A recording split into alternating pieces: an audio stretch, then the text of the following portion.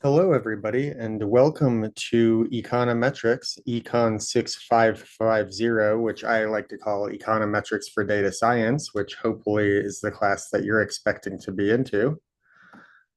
And so I'm going to just immediately share my screen. And in today's lecture, I'll just start by introducing myself, talking about the Canvas page and things you need for the course, talking about assignments, which are pretty straightforward. We're going to have a final poster or paper presentation, which it's probably important for you to start thinking about early on in the semester. And then I'm going to give today's lecture, which is called The Power of Econometrics, to really motivate you and make you understand why this class is really powerful. And the things you're going to learn in this class are really powerful for doing data science and the types of tools and unique skills and ideas that economists and econometricians bring to data science. So let's go ahead and just start with some basics. So this is the course Canvas page. Got a nice AI generated data science photo, which is pretty funny sometimes if you zoom in on it. Some weird stuff in there. Here's the syllabus, pretty straightforward. I will have office hours on Tuesday and Thursday from 4 to 5:15. I will try to just remember to open a Zoom link since you guys are an online course, but please just email me if you're want to meet with me at those office hours virtually and you click on my personal Zoom room and it's not open or something because I'll just might not remember to open one right at 4 p.m. every day. I'm also happy to meet in person if you guys happen to be close to campus and stuff like that, or virtual, whatever is best for you. Um, some course description right here, stuff you probably care about. We'll talk about Google Colab today, where we're going to be doing basically all of our work. Straightforward grade stuff here. We have quizzes, we have Google Colab assignments, and then we have this poster presentation or paper at the end of the semester, which I'll talk about more as we go into the lecture today. And yeah, you can just kind of go through that syllabus. The rest of the stuff is pretty straightforward. The main sort of page that I think one page that's going to be useful for you is this is just the course summary moving forward. Now, the best probably place for you to navigate from those modules, and you'll see that each module is organized around both a week and a topic. So right now we're doing Introduction to Econometrics. And here is our first assignment. This is the first Google Colab assignment. This is the first quiz, and you can see those due dates are August 31st. And then this is the notes that I'm going to show you today. So you will always have access to the Google Colab. So this link is this Google Colab notebook right here. And so now let's think about when you do Google Colab assignments, you are going to submit the URL. You're just going to share this assignment with me. So let's pretend this is mine for a second. You're going to go ahead and share it. You can make me you're not going to be me. So your name is going to be right here. And you can type my name right here. You need to make sure that I have access though, because one thing that happens a lot is I go to click on the URL and it's like, you do not have access to this notebook. So down here, general access, make sure restricted, you can have that, but make sure I'm one of the people that has access to it when you share it. And you're essentially, when you go to submit one of these assignments, you can, sorry, I'll go back really quick, share, copy link, and then you will submit that link as your homework. And then I will just have access to your notebook, which is where your assignment will be. Your assignment will be a combination of writing, code, and images or output or something like that. That's what your assignments will ultimately look like. And then I'll just have, of course, guidelines for each assignment. One thing about you can kind of work forward in this class, but you will not have I do not have a video for next week yet, or the second file video. If you find yourself having extra time, I think this class is difficult enough that you should just work more on the current week's topic. So then you should try to move forward in the class. I think it'll just eventually come to bite you. Just take your time and let's just take 1 week at a time. And if you find yourself oh, I got through this stuff really quick, go deeper down the rabbit hole on that stuff. That will be useful for you in this class. and it will be useful for you as a data scientist because we have a lot of topics to cover. We can't go super deep into any given topic, but you can if you find yourself having extra time, and you will do that for a couple of the topics for your poster presentation at the end. So notice also each one of these modules has a quiz associated with it. It is a short quiz, it is a very difficult quiz, and it has a time limit.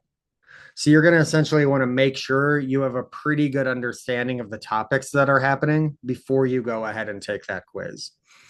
Um, we probably will get some bad scores at quizzes. This is a econometrics for data science class in graduate school, and low scores are common in such classes, and lower scores in graduate schools are a thing. I will curve grades in such a manner that, like, say that in my grading scale, if I didn't curve, the best student in the class has a C average. That won't happen. They'll have a much better average than that.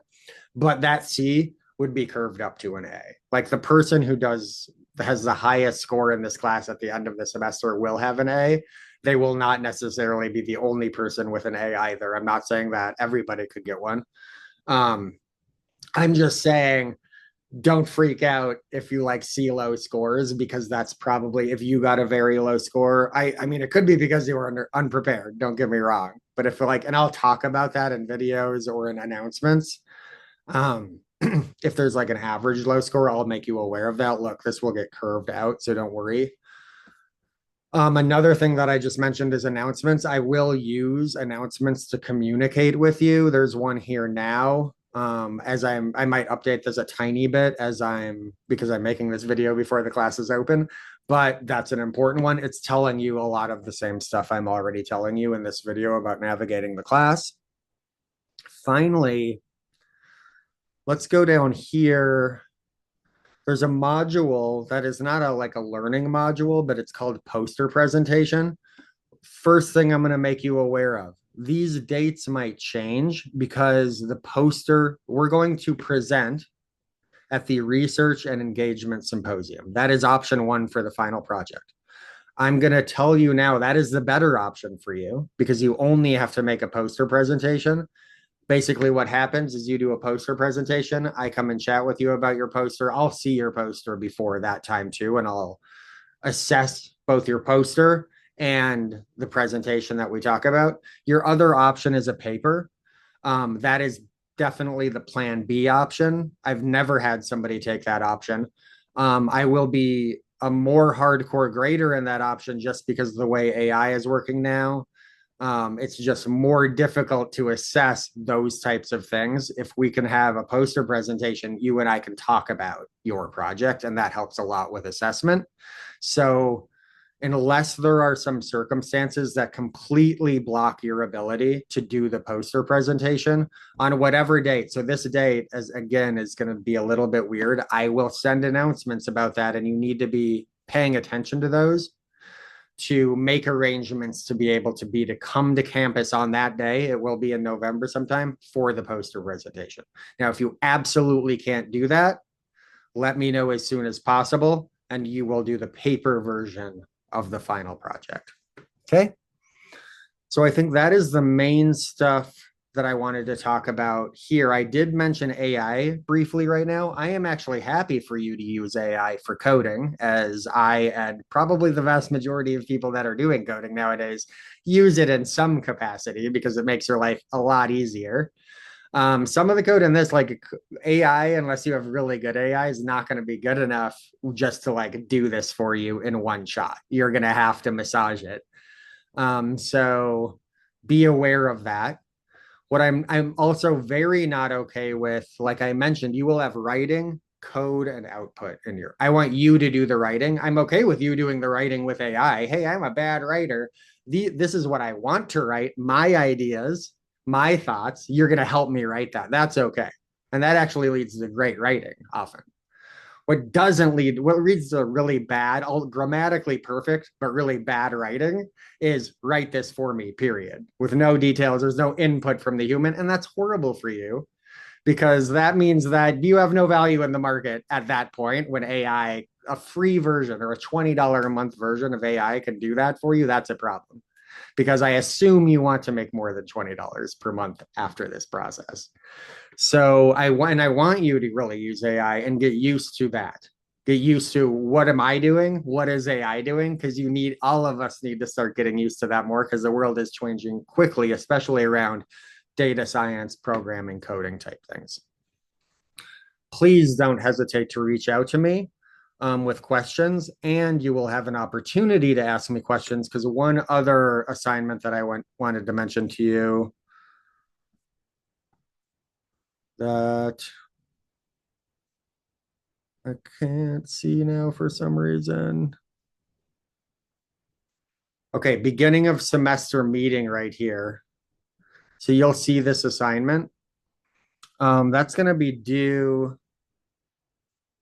Actually, I'm going to edit this because it's going to be due earlier than this says. It's going to be due the Friday. What is going on right now?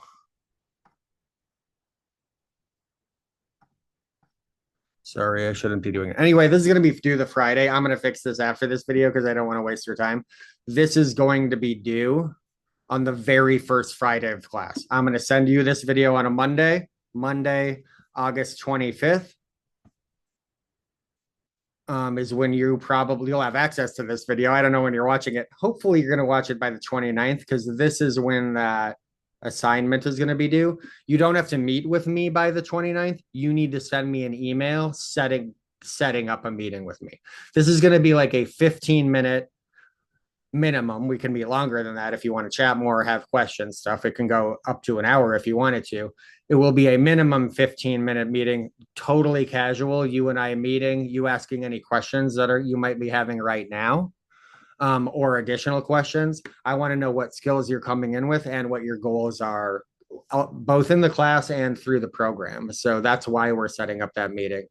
The criteria is very simple. You will get full credit if you send me the email to set up the meeting, and we have the meeting. So that's all we have to do for this one. I think broadly that's it for the course organization. So I'm going to jump into today's actual lecture. And I think I skipped the first thing in the lecture, which is introducing myself. My name is Gavin Roberts. I'm Dr. Gavin Roberts officially. I'm okay with going by Gavin, Professor Roberts, whatever you prefer to call me. I'm an economist. I do a lot of econometrics and data science and statistics.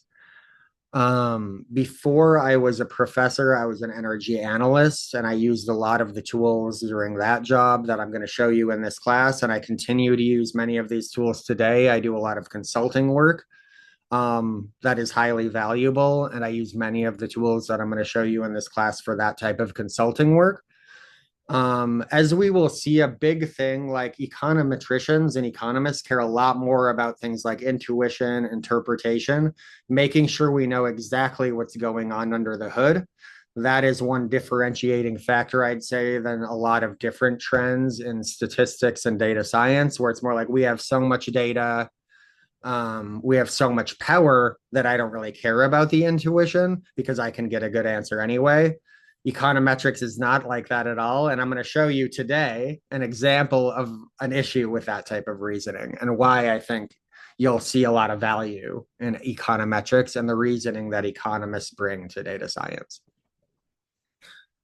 So I already mentioned the final poster paper. That's something we can definitely talk about at our meeting that we're going to have. And so let's just get into the lecture. There probably is variation in people's background with Python. So we're using these Google Colabs. This is what you will use. Really quickly, I'll just show you. It's really easy to find. If you Google Colab, then you'll get this, welcome to Collaboratory. If I click mine, it's going to look different than when you click it because I have a bunch of stuff in here. You can do a new notebook, or probably the better way is, since you have access to this, you can do File, save a copy in Drive, and work off of this, delete my stuff, enter in your stuff, because you can work with some of my code as the parts of the assignments will align with what I've shown you, obviously. So you might be able to borrow some of my code to help you with the assignment. Um, that's another thing we can talk about at the meeting. If you're like, I've never used Python before, that is okay.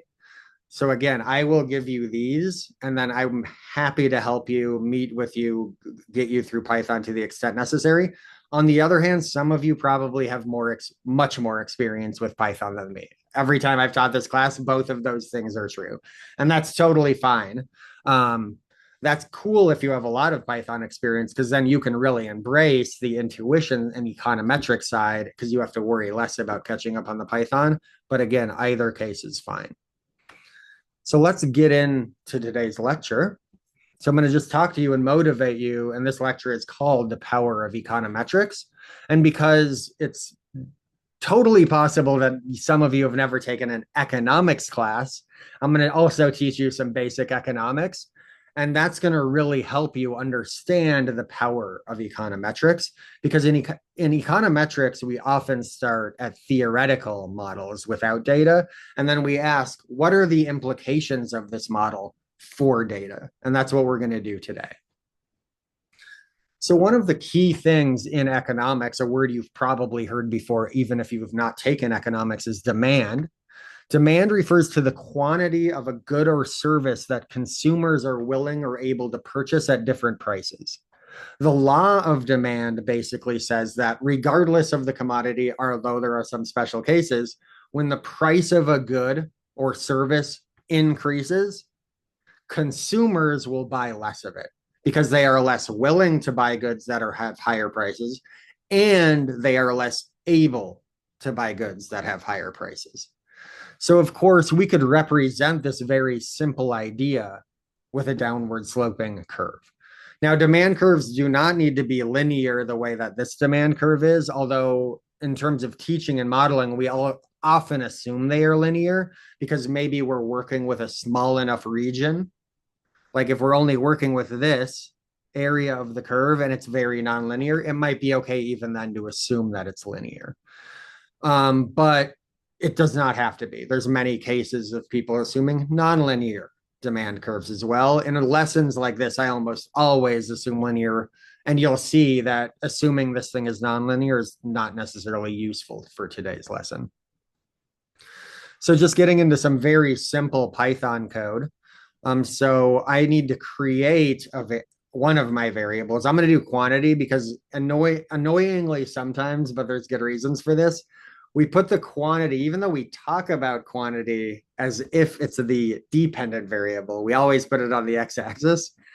Now, really, both of these can be independent and or dependent variables in economic systems. So that's why we're willing to be flexible about that. But that is why I've chosen. I knew when I was going to make this chart that quantity was going to be on that axis. So I just go ahead and I make quantities from 0 to 21, and then they just go up by 1 each time. Or sorry, from 0 to 20. Now we create the demand curve, and since I just said it's linear, I can just take and make a simple linear curve where demand price is just a linear function of the quantities I created. And then of course I just plot that right here. I think these are pretty straightforward. I encourage you to play with those especially if you don't have Python experience, just to see how they change the plot. But this is what a demand curve maybe for ice cream looks like. When ice cream is up here at $15, that's pretty expensive for ice cream. So the quantity demanded, we say, is 0 at that point. Very high price, very low quantity demanded. On the other hand, very low price, very high quantity demanded. So that's just a reflection of that law of demand that we were talking about. Now, supply, another word you've probably heard before, even if you've never taken an economics class, is the other side of the economy. Supply maps the quantity of a good or service that people are willing to provide. So the opposite of consume at different prices. And now we get the opposite relationship. When prices for a good are really high, like if my daughter can walk out to the curb and sell lemonades for $1 million a cup, she will do that. She will be willing and able to supply cups of lemonade for $1 million a piece. And probably all of you would be too. If they're 0 or maybe 20 cents, which maybe is the actual market price of cups of lemonade on the side of the road, then very few people, only small children are willing to provide them. And that is the law of supply, the opposite of the law of demand. When prices increase, people supply more and vice versa. Supply is upward sloping. Same thing, I'm going to make a very similarly simple upward sloping linear supply curve. Notice I didn't have to make quantities again because I had them from up there. So I just had to make my supply price now because this is a different curve. And then same plotting stuff here. So market equilibrium, an extremely important concept in economics, occurs when the quantity of a good or service demanded by consumers and the quantity supplied by producers is the same. So same price and quantity, because those terms will intersect somewhere. Incentives play a crucial role in driving us, human society, towards market equilibrium. So we can go down here and think about this in this graph, because of course now we can just put both supply and demand on the same axis. This is the equilibrium point, or sometimes it's market clearing. So we might say the market clearing price for ice cream is $10. It clears the market because there's no excess supply and no excess demand at that point. They equal each other perfectly. Now we can think about what leads us to equilibrium, because oftentimes equilibrium sort of means in this context, we're stuck there. There's not pressure away from it. And then there is pressure toward, there's not always pressure towards an equilibrium, but toward, this is a stable equilibrium. So there is pressure towards it. So we can ask why. Well, what if the price was too high? What if the price was $12? Well, this graph shows us that the quantity demanded, how much ice cream people would would be over here at about 6 maybe. But suppliers would want to sell, would be willing and able to sell a lot more, 13 over here. So you have more willingness to supply than you have willingness to buy in that market. And so you have a surplus is the name of this situation. And we see what happens with this in reality all the time. What happens if there's too much of a good? Sale, lower the price. That is driving us in this direction. Maybe not all the way right away, but if we don't go far enough, there'll still be a surplus. If we went too far, maybe they're like, oh my gosh, there's too much ice cream. It's all going to melt before we sell it. Maybe they go to $8. Well, if they go to $8, then there's going to be suppliers that are like, nah, I can't supply ice cream for that low price. And they're going to stop here. They're going to be at 6 now. However, those consumers are like, ooh, that's a good deal on ice cream. I want a lot. So now we're way up here. Now we have a shortage. And what happens if there's a shortage of a good in the economy? Well, buyers and sellers notice the shortages. Sellers are thinking, I could earn more money because there's a shortage of ice cream. Buyers are thinking, man, I really want some ice cream right now. I'm going to offer this guy more money for his ice cream because I really want some ice cream. Okay, now this is adding pressure in this direction. So we see, regardless if we're too high or too low, we can get pressure in this direction. We can kind of do similar reasoning by paying attention to prices and think about negotiation towards, because if two people are like, I will buy that for $8 and I will sell it for $12. Well, we can't make a deal at those prices. So then we negotiate, and negotiation can lead us to equilibrium from the left and the right. So that is a key concept. These sort of concepts are key in economics. Law of demand, law of supply, put them together and we have market equilibrium, and we have good intuitive reasons to believe that this would be a stable equilibrium.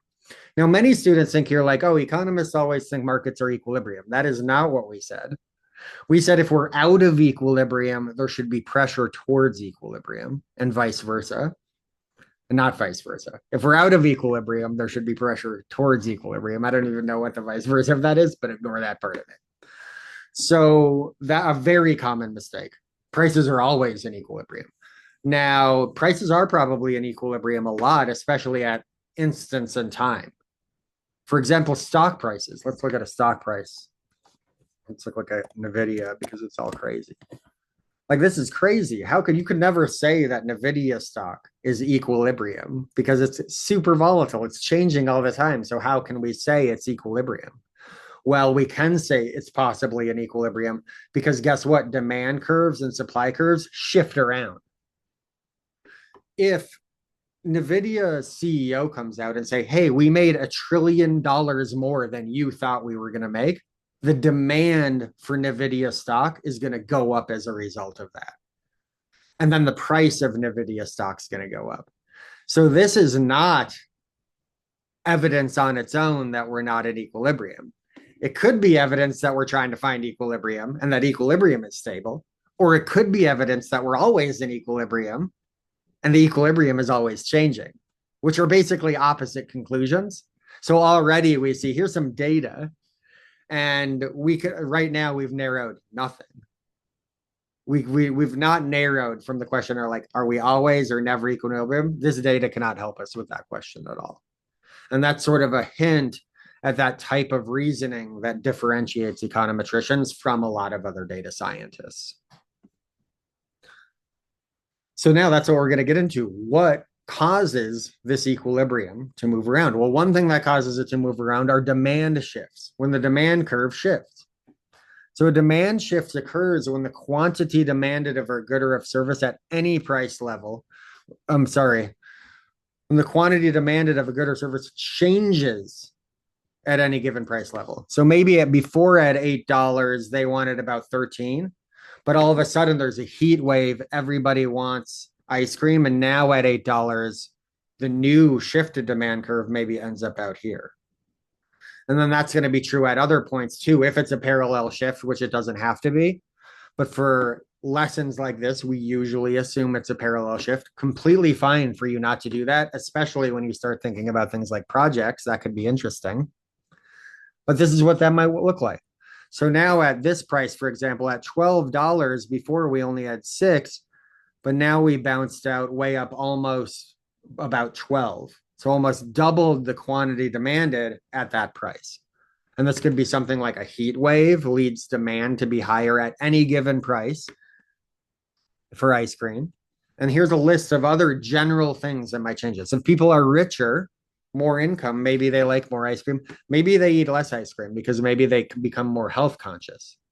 And that's a possibility. We can think of goods where people probably buy less of them as their income goes up. Ramen, fast food is often in this category. Ice cream is not clear, actually.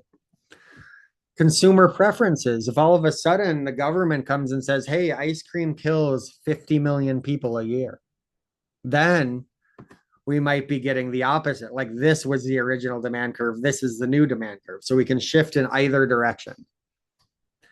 Consumer preference, new flavors. Oh my gosh, have you had Play-Doh? It's so good. It's all I eat now. Play-Doh ice cream, not like Play-Doh from Fars, if you don't know what I'm talking about.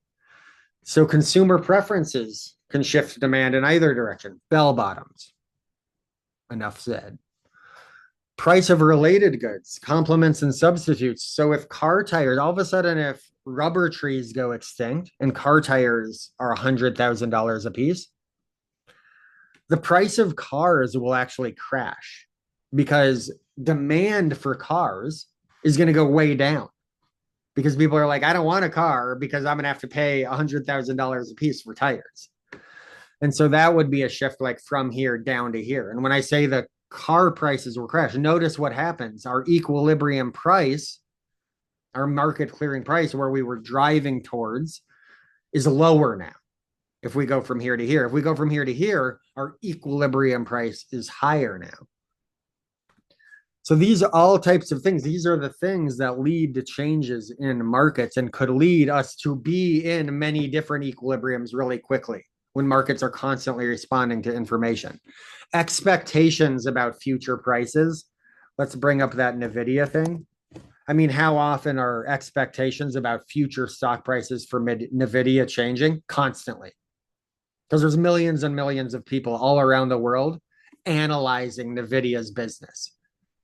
And tons of things are changing constantly related to that analysis. So this could become perfectly consistent with us always being in equilibrium. That's still not proof. It just could be. Nothing about this tells us whether we are or are not in equilibrium, just to reiterate that point. So many things here. What you want to do is we don't want to think about these general things when we're thinking about specific markets. Because really, I was talking about consumer preferences when I said that a heat wave increased the demand for ice cream.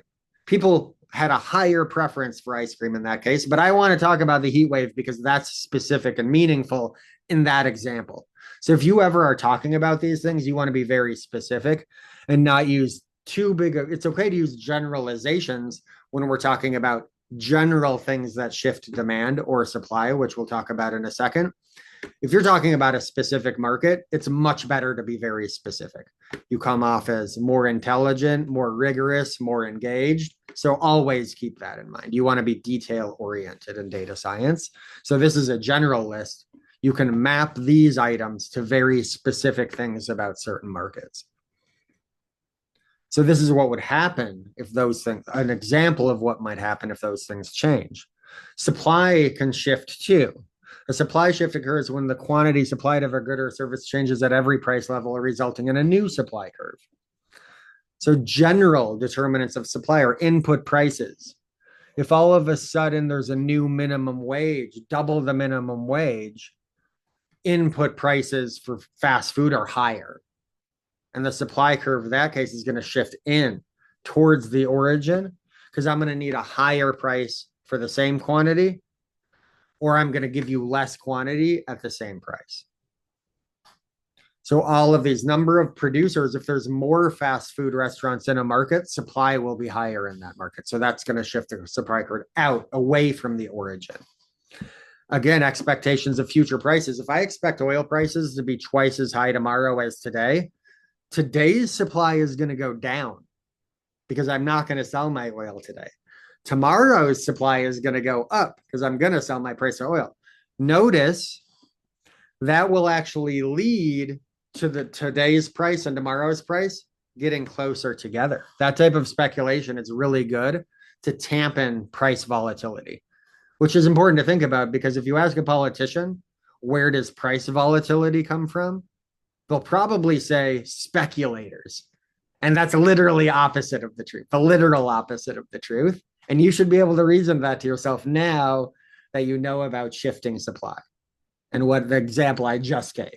What happens? What do individual people do who want to make money if oil prices are really high tomorrow and really low today? They bring those prices closer together through their selfish, self-interested actions, trying to make money. Buy low, sell high. That will lead those prices to get closer together. Worth stopping and thinking about those types of examples because this is a quick and dirty introduction to economics. Those types of examples will get you there thinking about it. And if we wanted to analyze that, by the way, we'd write one graph, today's oil market, and we'd draw this, and then another graph, tomorrow's oil market. And we'd start with really high price tomorrow, really low price today. And then we'd say, what are people going to do? They're going to buy oil today, shift demand up, shift price up. They're going to sell oil tomorrow, shift supply up, shift price down. Draw it out. It is worth you guys drawing that out to get your head around this. I will assume that you have all this knowledge in future videos. So now we know that supply and demand curves can shift around and lead us to new equilibria. We know that from the NVIDIA stock price data. And we know that, well, if we assume that it's in equilibrium, and we know that from these ice cream examples, and then we can say, well, we can imagine then this is happening. Okay. And so we might be interested in actually understanding the fundamentals of the ice cream market. Like notice these are all parallel and the slopes of these curves could be incredibly valuable to business decision-making in this context. Maybe if we were talking about oil, it could be important for business decision-making for oil companies, business decision-making for buyers of oil refiners, policy decision-making for politicians concerned about environmental quality and so forth. So it could be really valuable and interesting to know the slopes of the demand curve because we could make better policy or better business decisions if we knew that. So we might want to use data science to estimate that slope. Similarly for supply, all of the same things hold. Would be great to know for business decisions, policy decisions. And so because this is essentially a simulation, we know those slopes. We're playing God in this notebook, so we know that negative 0.5 is the slope of the demand curve and positive 0.5 is the slope of supply curve. And so now let's imagine we aren't playing God and we're starting with a bunch of data. We just went out into the real world and collected data from the ice cream market. And these are the data points we collect. We found 1 point like this, 1 point like this, 1 point like this, point. These points are literally extracted from this graph. I just grabbed some of them, okay? And then I could say, aha, I have data, so I can estimate something. And so this line has a slope of 2.5. Is that slope meaningful in our system of supply and demand? Absolutely not. Our supply, if anything, this is a supply curve slope because it's positive. However, it is way, way too big. It's completely wrong. It's 5 times too big. It's meaningless. And it's meaningless because, and this happens all the time. I've been to many presentations where somebody goes and collects quantity and price data and then bases whether they have demand or supply on what the slope of the chart is. But me in the audience, I know that that's completely wrong because they have totally ignored the underlying theory that we just talked about up here. Technically, the issue that's happening right now is called simultaneity. Prices and quantities are determined in a simultaneous supply and demand system.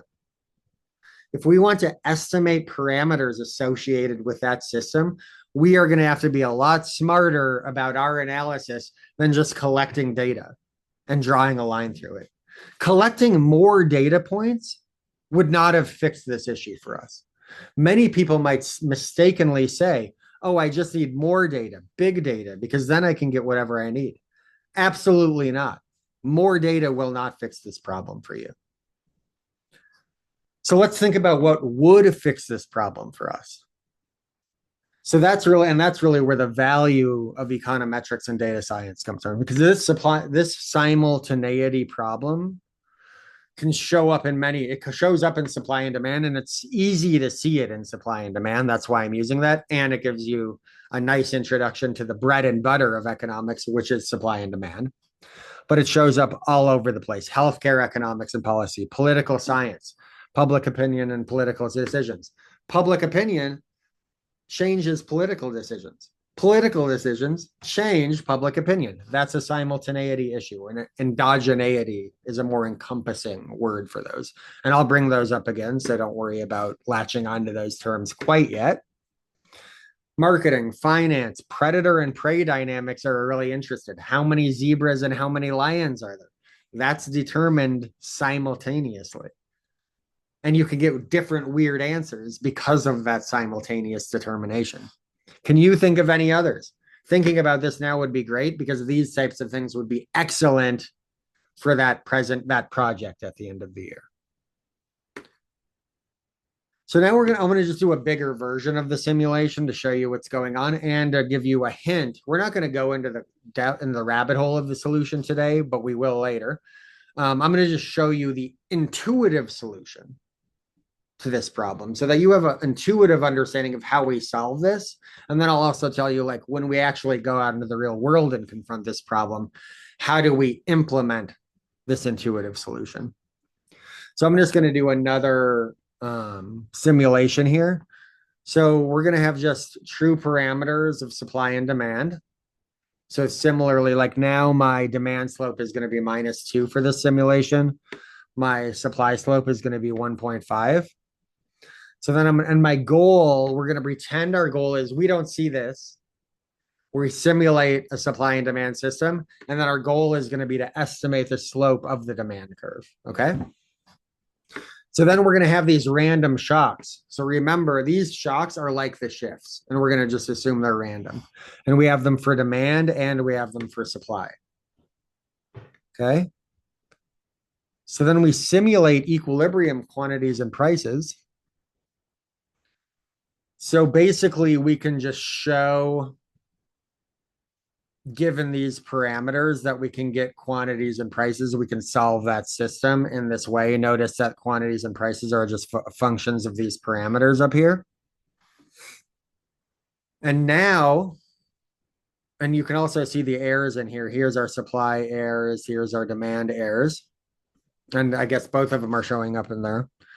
So now basically, and hopefully you know about basic regression and least squares. Now that we have a simulated system, we can say, okay, our goal is to estimate the slope of that demand curve. So let's go ahead and just do ordinary least squares to, and you can just, you'll have access to this code. So you can review each thing I've done. Don't hesitate if you have questions about anything. And then we're going to fit, this is ordinary least squares, so just normal regression, which you've probably done in Excel, maybe Python before too, other programs. And then we can print the results. And really what I want to draw your attention to is this slope right here is minus 3.719.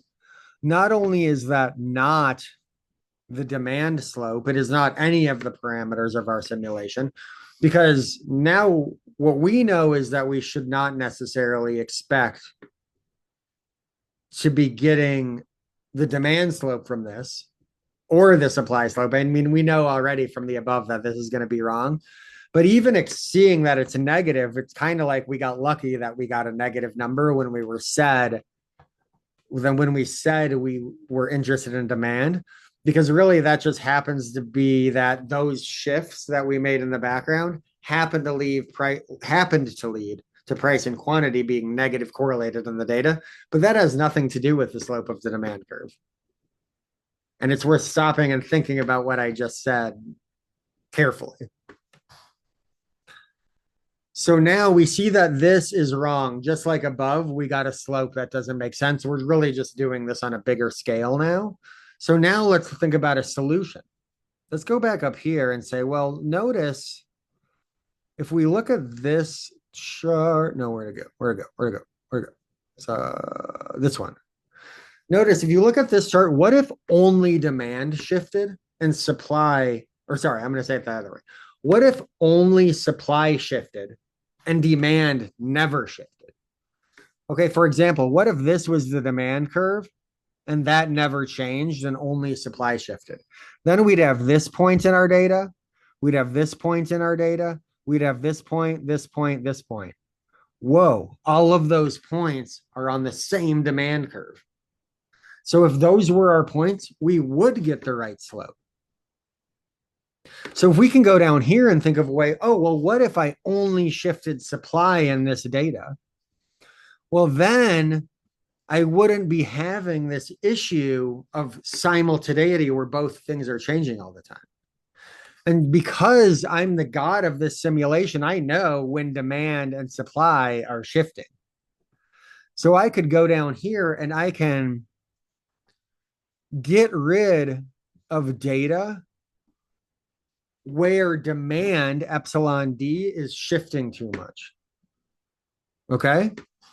And then I only have really small demand shifts in my data. And now my data is overtaken by only those big supply shifts. And let's see what happens now. Now we have a lot less data. We have 92 observations. We had 1,000 observations. So that's like, if you go and tell this to like your standard data scientists, they're going to be like, what? You threw away 90% of your observations? Yeah. And guess what? When we did it, we got the right slope because this is what we did. We only looked at points where the supply curve was shifted. And we learned above that that's the way we could get our hands on the demand curve. Hold the demand curve constant and shift around it. And then you can get your hands on the parameters of the demand curve. And this is a very clear example how more data is not necessarily better. Here we want to explicitly use much less data in order to get the right answer. And that gives you a flavor of what's different about econometrics than a lot of other things. Machine learning can't fix this issue. AI can't fix this issue. More data cannot fix this issue because that's what machine learning and AI are. It's just throwing more data and more computational power at each other. Eventually AI maybe can start getting at this issue, but right now it is definitely not there. So I just wanted to give you guys that this is the power of econometrics. And this is very different than a lot of ways people think, and also very valuable. And this is why this is a valuable course. So it was good to be with you for this very first video lecture. Don't forget to send me an email for your first week meeting. And I look forward to meeting you. And each video, the deadline for me for the videos will be that sort of early Monday morning. I'll try to get them out earlier than that, but that's my deadline for the next week's video. And so you should see those. And again, I'll communicate with you primarily through Canvas announcements. All right. Thanks. Bye bye.